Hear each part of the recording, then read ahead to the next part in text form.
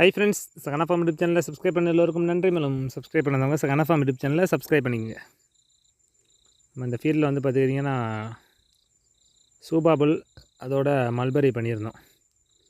கிட்டத்தட்ட ஒரு 25 நாளுக்கு மேலே ஆயிடுச்சு. நம்ம இதற்கு உரம் முதற்கொண்டு நம்ம கொடுத்தாச்சு. கிட்டத்தட்ட ஒரு ஜான் அளவுக்கு வளர்ந்துருந்துச்சு.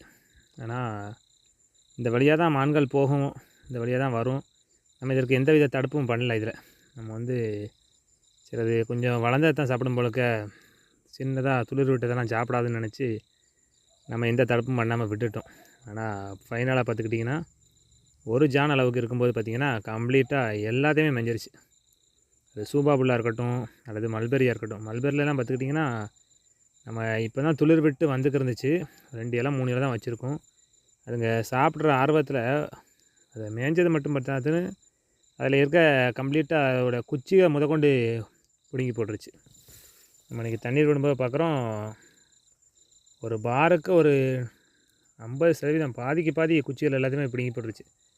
நம்ம இப்போ என்ன பண்ணுறோம்னா தண்ணியை விட்டுக்கிட்டே அதை ஃபுல்லாக நடவு பண்ணிக்கிட்டு இருக்கோம்.